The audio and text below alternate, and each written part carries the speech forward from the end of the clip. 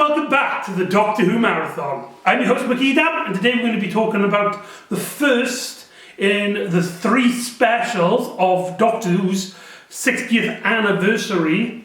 This one entitled The Star Beast, written by Russell T Davies, which is actually an adaptation of the comic book from the Doctor Who Weekly magazine, now called Doctor Who Magazine, which was originally written by Pat Mill and Dave Gibbon from a story from 1980, which originally starred the 4th Doctor and introduced new companion Sharon, but obviously that's not to do with this story, and is directed by Rachel Talali, who most of you might remember has directed a few episodes of the Peter Capaldi Doctor's era, including easily one of the best directed episodes in Doctor Who's entire franchise, which is Heaven Sent, sorry. You know, so to have her back to do one of the 60th anniversary specials, double thumb up. This follows on from the storyline that was set up in Power of the Doctor, in which the Doctor has recently regenerated back into a face that looks similar to the 10th Doctor. Obviously David Tennant's older a little bit, and in this story we also get reintroduced to Catherine Tate's Donna Noble, as well as Yasmin Finney's playing a new character, Rose Noble, who is the daughter of Donna Noble, and we also get a few guest stars who names I can't remember at the top of my head. I do apologise. The woman that plays Donna's mother and Donna's husband, which I think the originally he only really appeared in as small scenes here and there in the End of Time. So to have him back, and he has a much larger role in this story, is really cool. So yeah, there's a lot to delve into. It builds up on a lot of nostalgia from Series 4, an adaptation from a 1980s comic book, and you know, and it's dealing with a lot of stuff. And right off the bat, don't expect any professional review. I've literally just watched it. As time of recording, it's been an hour and a half. Basically, after the Star Beast, they had a special series start, Doctor Who Unleashed, which is basically a follow-up from Doctor Who Confidential, which is a behind-the-scenes featurette, as well as a first in a commentary series, which you can also watch on BBC iPlayer currently, which is David Tennant, two of the producers, watching the Star Beast, and you can watch it with them and have their comments in it. I watched both of them, so I've basically watched the show twice. But obviously I'm going to get names wrong probably. I'll get details wrong and stuff. But I'll try, I'm trying my best here. I'm just wrapping around my thoughts on it and all that. So right off the bat, the story starts off with the Doctor walking into England. It's in London, but it's not in the centre of London. I can't remember where it's specifically set, and this scene reminds me a lot of the next Doctor. Do you know the one with David Tennant in the Christmas special with the Cybermen, and he just walks around the city and he's just enjoying life surrounded by people, just enjoying ordinary life, people shopping, people getting drinks, and he's just there twirling around smiling. I loved it in the next Doctor. And I don't know if it was supposed to be a callback here or not, but in this story, when they basically recreate that scene, which leads into the Doctor reuniting with Donna right early on in the story, I do love it, because it just shows Doctor just has this huge appreciation for the normal day lives of human beings, and it's just something that in itself was just a really cool scene. But we get reintroduced to Donna, of course, following up from Stolen Earth and Journey's End. She cannot remember the Doctor, otherwise her head will explode because of the meta-crisis influences in which the Doctor, basically Donna absorbed the Doctor's regeneration energy, and she is basically half human, half Time Lord. But the Time Lord side is expanding her brain so much that the human side just cannot cope. It's a lot of follow-up. Oh, actually, I tell a lie, that's not actually what happens right at the start. What actually happens right at the start is that we get a catch-up with this really strange moment where you see David Tennant over some like CGI space, and he's talking about like his face coming back, and he's got his friend Donna Noble, and then you see Catherine Tate explaining that like she had these memories and stuff. It's a really cool scene for people who haven't seen Series 4, or maybe haven't seen it in a while, so they need to catch up. So it was really cool in that regard, but it's still a really strange scene, and I don't quite understand it from it just felt really weird, if that makes any sense. But anyway, I digress. I don't want to like just go scene by scene. So let's talk about production for a start, because though it is supposed to be a reminiscent of the series back in Series 4, obviously times have changed and there's been updates, and there have been certain elements that are different. A great example of this is actually the costume worn by 14th Doctor in this story. I am very disappointed that they didn't explain the costume change. They never bring that up. Obviously this could be something that would be followed up in a later story in the 60th anniversary specials, but I was kind of disappointed that we didn't get an explanation here, although it could also tie into the Doctor's face, which we'll get into later on. But the Doctor does have a new costume here. It's got like a darker blue and like I don't know how to describe it, a dirty white look, and grey. And as well, there's a lot of night shots, a lot of cinematic night shots, because I found when watching this, in terms of just the look of it all and just the appearance of it all, it reminded me so much of Series 7B, in which you had Matt Smith's and Jenna Louise Coleman's series, in which the costumes got this like a dark overhaul, and just the series had this like a darker but also cinematic look to it, because Series 7 was all about the cinematic look, so that was a part of it. And to have this darker look, not darker as in like, you know, the story deals with like death and stuff, but just actual like colour, like a darker colour palette, reminded me so much of Series 7B, specifically Series 7B, and early Peter Capaldi stories. I don't know what that says about me.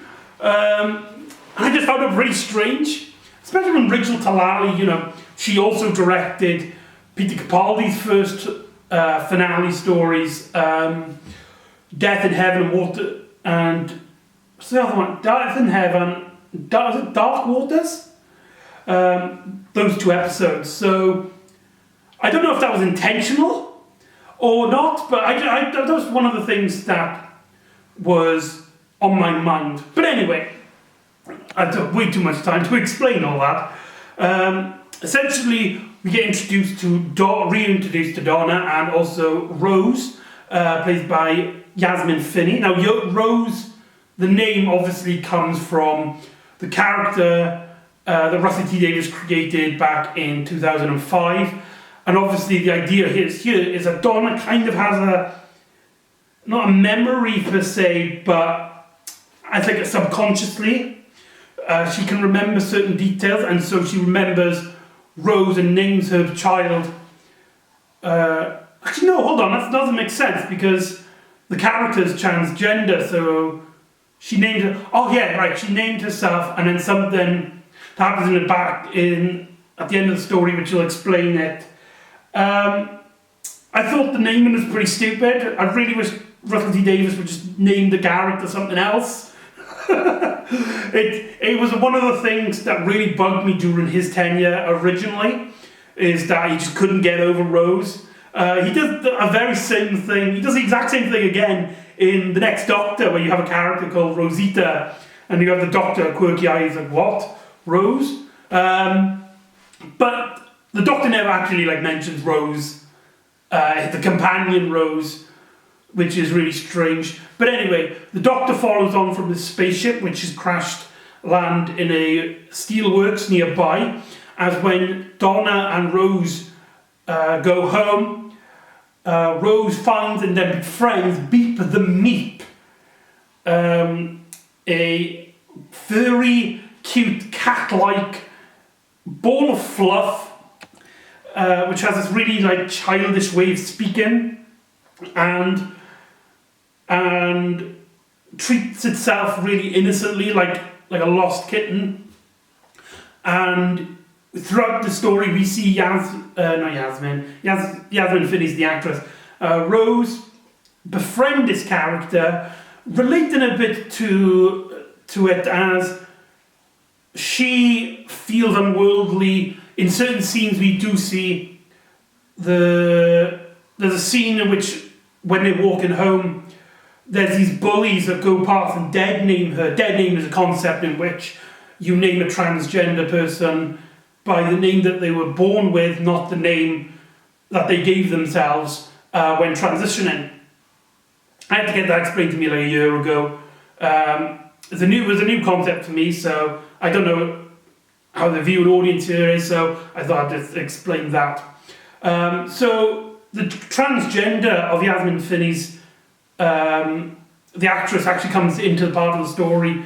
We'll get into that a little bit later, but it is really cool to see this element in the story, because it does kind of ground the story, that bit where she's talking and she's like, sometimes, I feel like an alien outside of the world, and I can see a lot of people who might be going through similar things, feeling these things and gravitating towards the character.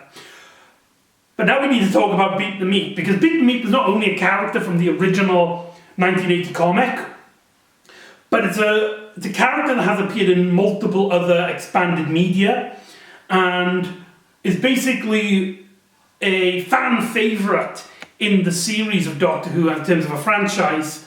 And this is where it gets really weird, because unlike previous adaptations of Doctor Who stories, for example in series 1 of the Revived Era, you had Dalek, which was an adaptation of Rob Sherman's Jubilee, as well as in series 3 you had the story Human Nature and Family of Blood, which is an adaptation of the 7th Doctor's novel, also named Human Nature. I haven't read or listened to those original stories, but from what I can gather, the stories play out in a way where the events are very similar, scarily so, but they could theoretically happen. Dalek is an adaptation of Jubilee in in a broad sense, whereas Human Nature is very much an adaptation. So going into this story knowing it was going to be the Star Beast, and you have these iconic characters in expanded media, be it this is Beep the Meep. These are the Wrath Warriors, and a race of basically the Jadoon before the Jadoon, but they're instead of rhinos, they're giant insect people. We'll get to them in a bit. So I was kind of apprehended in going into this story because I didn't want them to retcon that.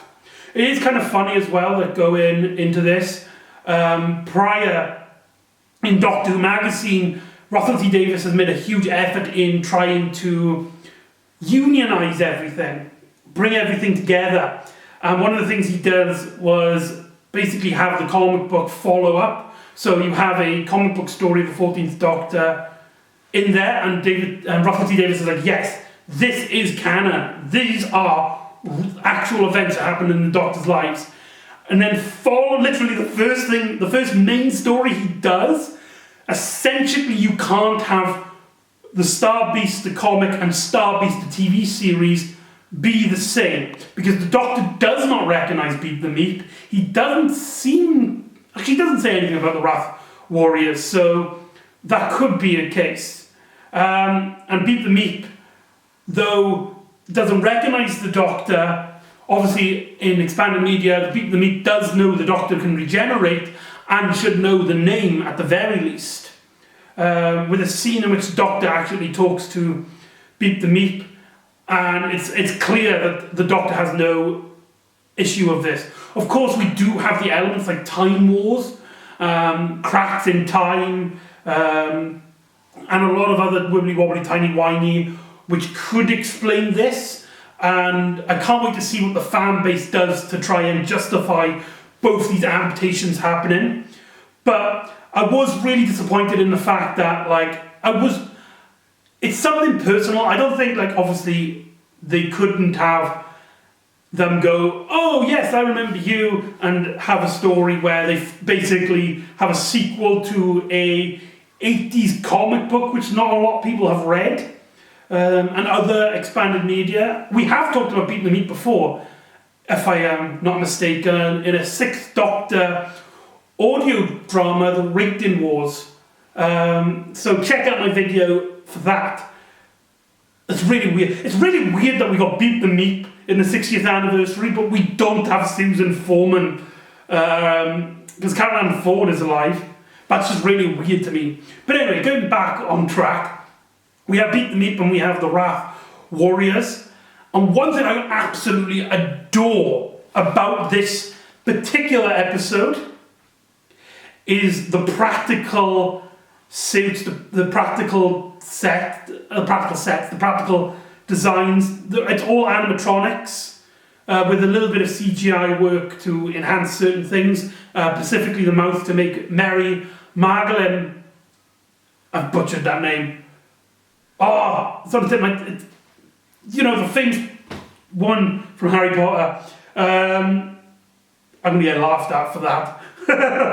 But anyway, she voices Beat the Meep, and they CGI her mouth just to keep the lips moving proper. But most of the time, it is just an actual prop, and it looks so good. It looks so good. In fact, in the Doctor Who Unleashed special, they actually got Pat Mill and Dave Gilson to actually meet the prop, to meet the costume. And at one point you could see one of them nearly tearing up, and you do kind of feel it with them. It's so good. They're so good. But there's so much to talk about here. I can't just glamour on the costumes on here. Let's talk about the relationship between David Tennant's 14th Doctor and Catherine Tate's Donna Noble, because of course these are characters that appeared before. One thing going into the story I was really hoping is that they kind of justify why David Tennant is back. The story does kind of have a mystery going on. It's like, right, the universe gives me this face, and the next thing you know is that I parked right outside Donna Noble's work, and right off there, and right as that happens, a ship crashes. Basically, it's like the universe is eager in this reuniting. But nothing really comes of it here. It felt more like setup for the finale of the 3 specials. Whether that gets followed up on, don't know. But here I do feel like the story doesn't justify it. And it makes me really wish that we just got Ncuti Gatwa coming into this. Imagine Ncuti Gatwa and Catherine Tate. That would have been so cool to see. That would have been unbelievably awesome. But I digress. I've already talked about my feelings on David Tennant returning as the current Doctor in my previous video, Destination Skaro, talking about the Children in Need special. But just talk about his performance in here. He is so... as much as I don't like the idea of bringing David Tennant back as the current Doctor, even I've got to admit, he is such a good actor. And what I've noticed watching this particular episode. Whether this is something like I've just now noticed, or if there's something that's kind of unique to this story. I think it might have something to do with the fact that he's played the Doctor in recent memories in audio dramas. He's reprised the role in Big Finish.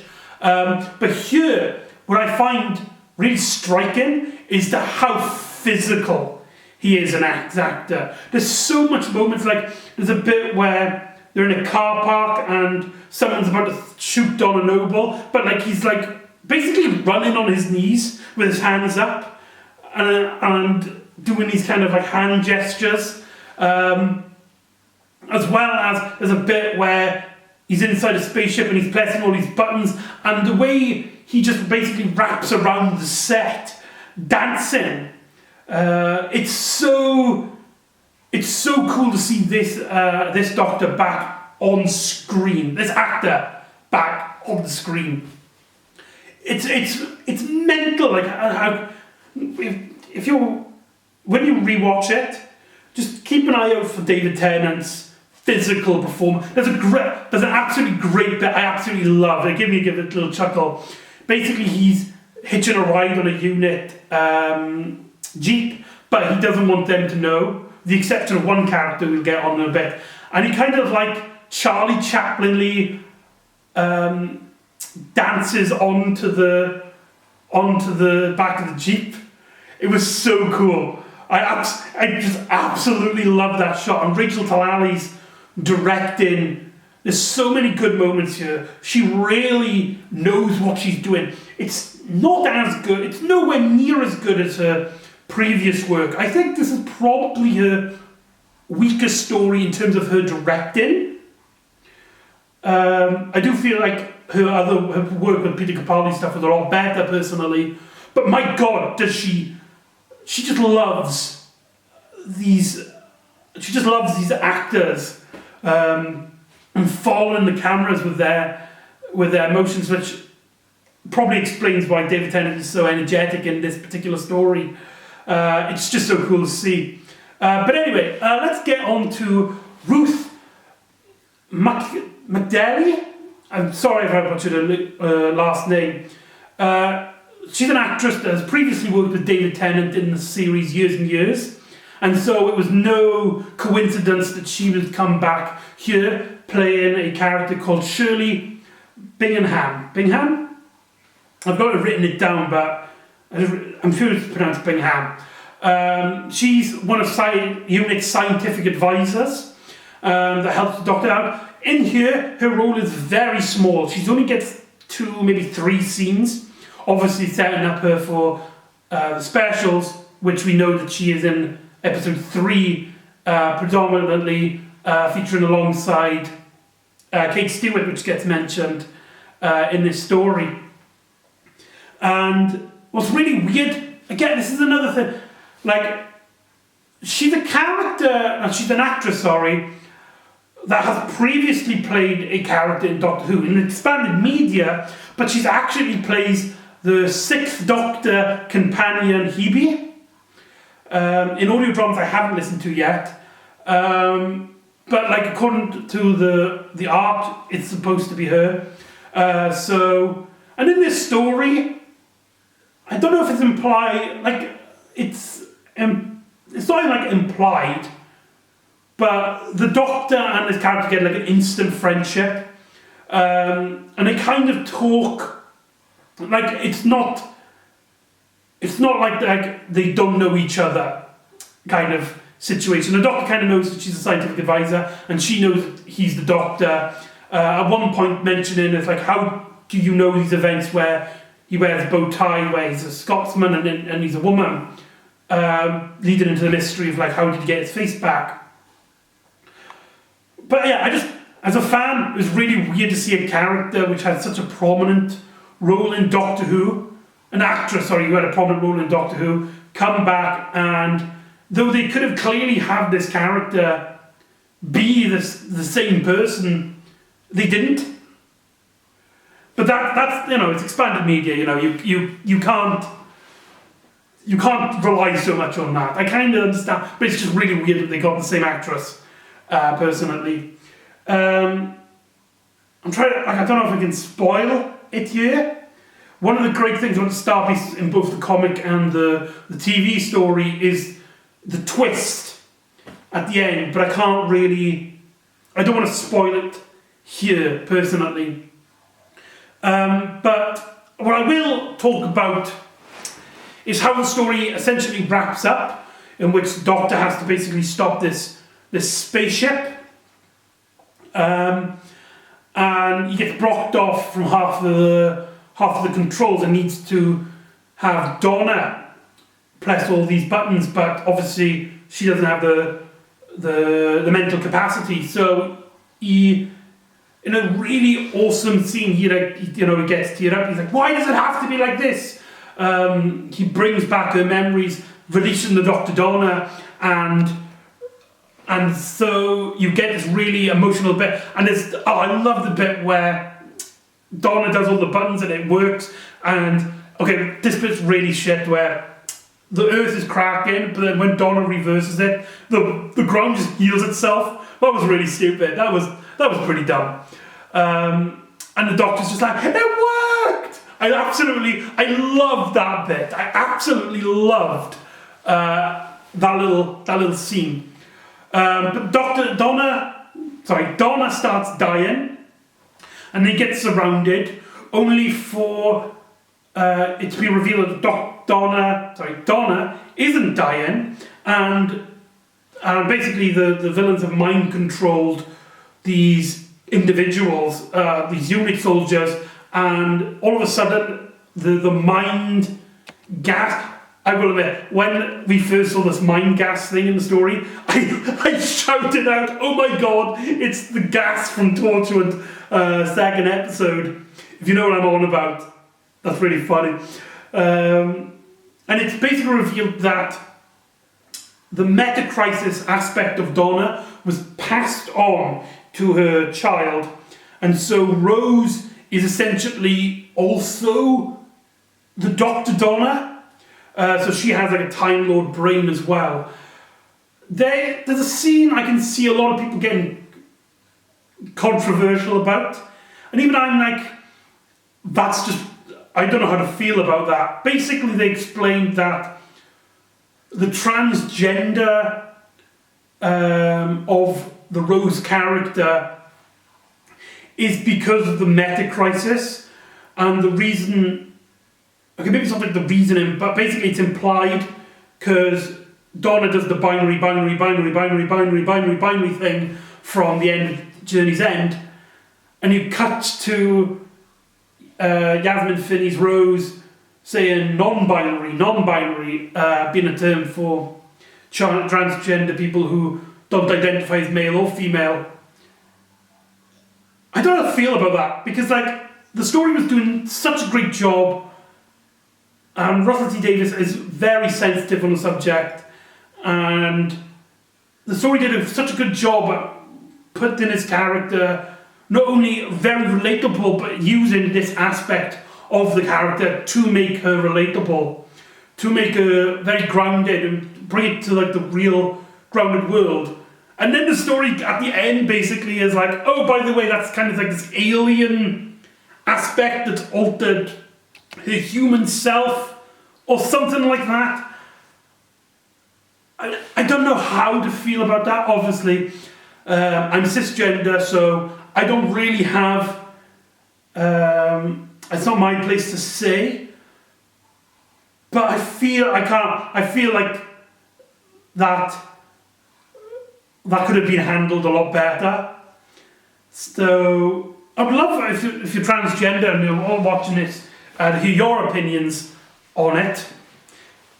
Like I said, the majority of the story deals with it very well. There is a bit which was actually rumoured before, so I kind of leaked, and I did hear about it, in which the Doctor presumes that the Meep is a he, and Rose is just like, so wait, are you presuming that Meep is a he?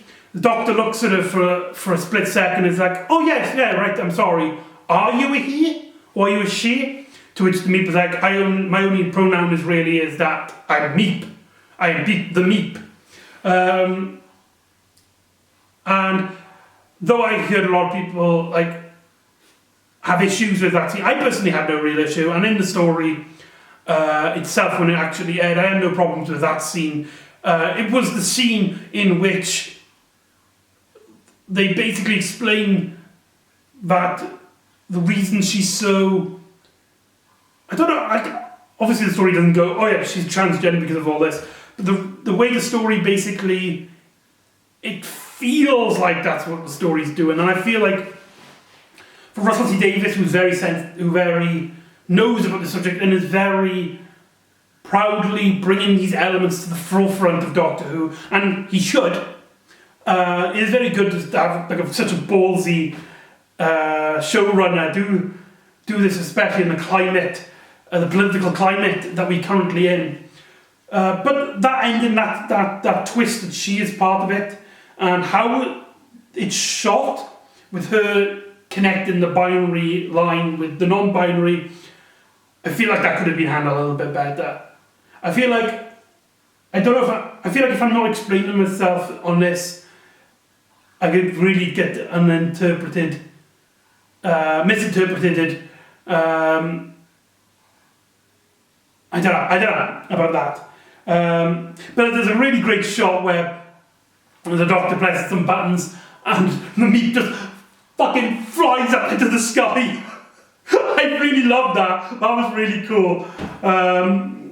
I thought the story was going to end there with the meat, but the meat does return in a small little segment. Let's talk about the wrap-up of the story then, as we're wrapping up the story. I forgot to mention, before I end this, before I start wrapping up, there's one bit I want to talk about where the Doctor talks about meeting Wilfred again, and at one point he believes that he is passed away in the current story. Of course, Bernard Cribbins plays Wilfred, who sadly passed away during the filming of the 60th specials. He's not in this story, but he's not dead in the current story, but the way that they word it makes the Doctor think he is. And obviously with the context that Bernard Crimmins has actually passed away, and you have that moment where the Doctor's just like, he's reflecting on his friend.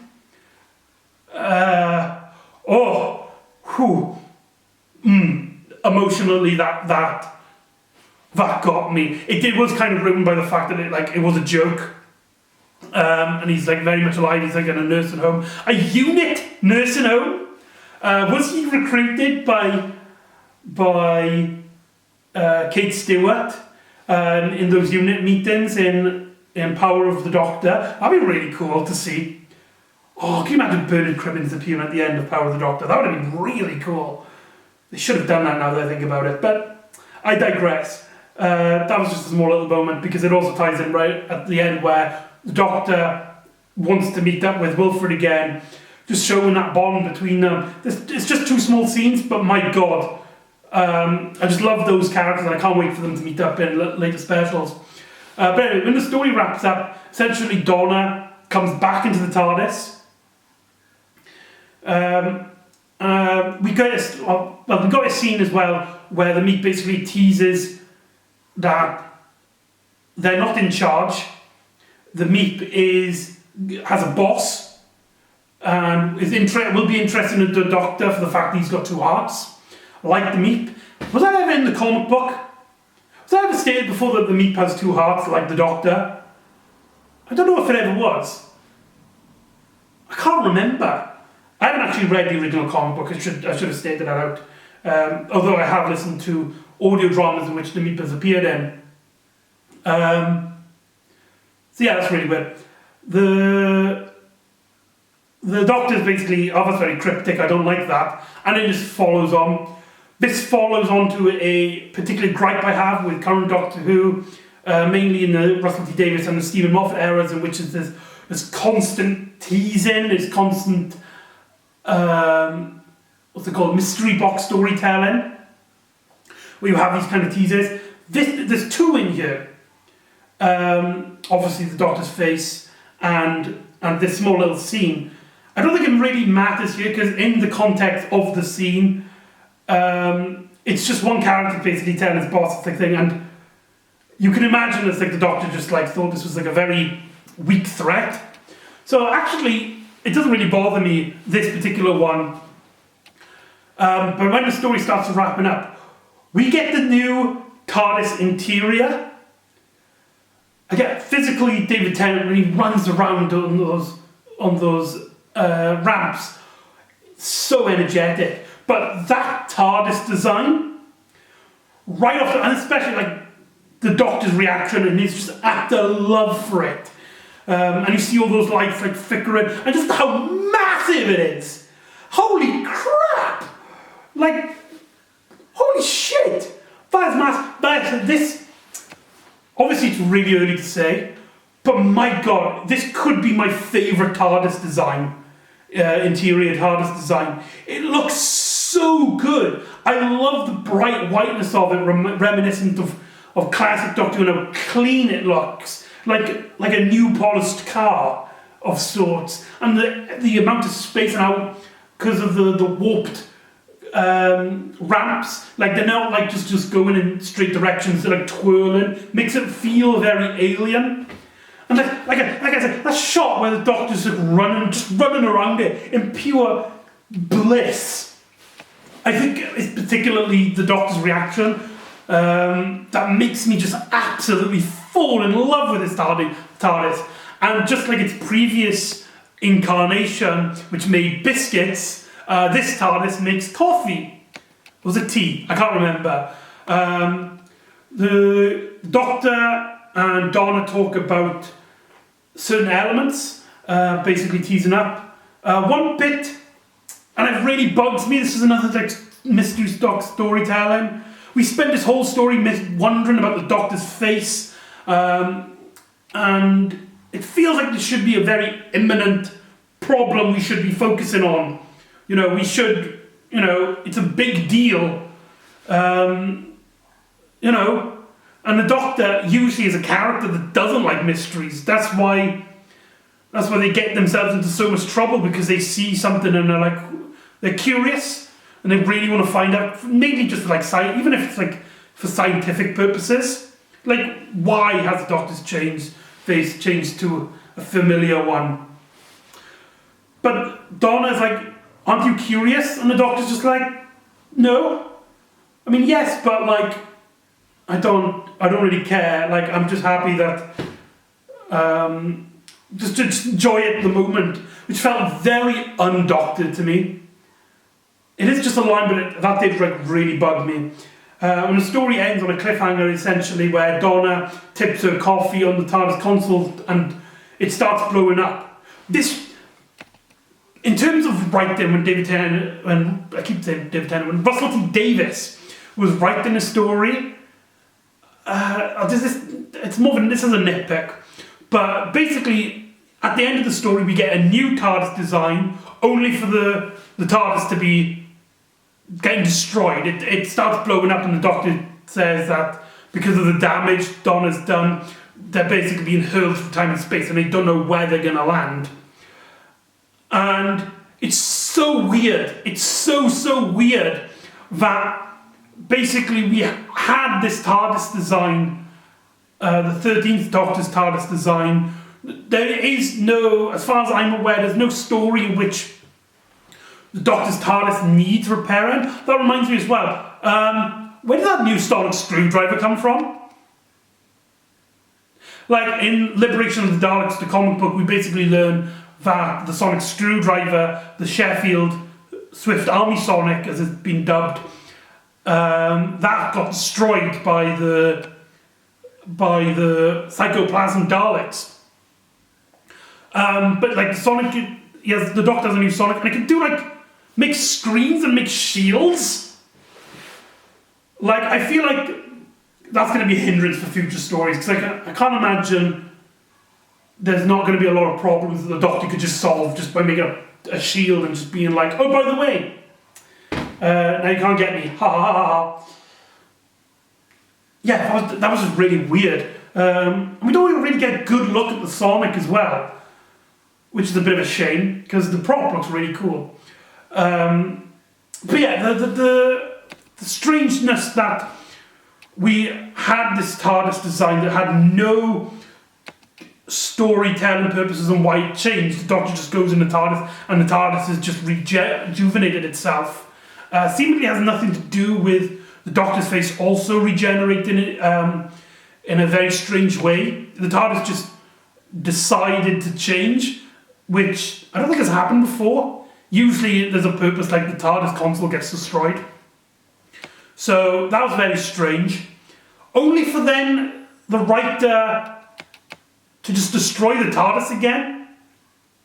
It feels like to me, like if you were going to rejuvenate the TARDIS room, this would have been a great bit in the script to be like, right, we'll have the old TARDIS, then we're going to destroy it to build for the new one, to set up for the new one. That's not really an issue. It's not even a nitpick. It's you had like a list of critiques, you have nitpicks. This is just like I wonder why they didn't do that. It's such a weird creative decision. A creative decision, that works. And like I said, that shot of the shots of the Doctor just embracing the new design was worth it. It's just very, very strange that they have this opportunity to explain the change and it just didn't. But anyway, I've rambled on about it. So anyway, that's the Star Piece, and we've finished the first anniversary special, the 60th anniversary special, and for the first time, I'm doing one of these marathon videos as the episode has aired. That's just absolutely bonkers. So overall, I have a lot of opinions. There's a lot of stuff I really liked. There's a lot of bits I really loved. There's a lot of bits I didn't like. And there's a lot of stuff that I'm conflicted or I don't feel like I'm knowledgeable enough to critique. Does that make sense? Yeah. There's so much emotions. Like I said, there's so many great moments. Rachel Talari's directed, David Tennant, Catherine Tate, and the rest of the cast just absolutely just enjoying the stuff and have so much bits where you can see that enjoyment, and also as well when they take it very seriously.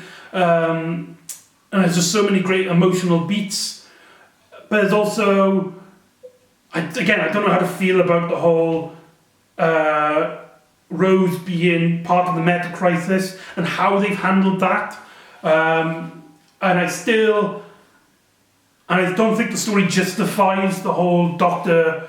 Donna reunion, as well as the whole stuff with the fact that David Tennant is back in the way that he is. It just makes me wish that either Ncuti Gatwa was in the role now, or Russell T Davies kept Jodie Whittaker on for three more episodes. Yeah, I don't know. I don't know how to feel about it, to be honest with you. There's so much running through my head. I don't think there's going to be a clear I love it or I hate it opinion that I could really have. Other than that the story feels like a Series 7B story. Like that shot where you have the spaceship and the Doctor can go up those down the stairs. Reminds me a lot of the Crimson Horrors final act. Especially when it starts, like, when the villain starts falling down. Reminds me, like, when Meep falls down. Very strange. That is where my brain goes to that. But anyway, yeah, emotionally I'm torn. Maybe I have to sit with me for a few days. And obviously, certain things here, opinions here will change when we start getting some answers in the next two specials. So, yeah, it's very complicated. So anyway, that was the Star Beasts. So join me next time for a story I'm really excited for, because we know nothing about it. We know absolutely nothing. In the Doctor Who Unleash for this episode. At the end, they had a small little scene, which is a really strange scene that they spoilt, and it was so weird. But it explains nothing, and BBC have done a really great job at like not spoiling what this next episode is. So I'm really looking forward to having an episode completely surprise me. So yeah, looking forward to that. So join me next time for the Wild Blue Yonder. And I'll see you next time on the return of the Doctor Who Marathon. Ta-da!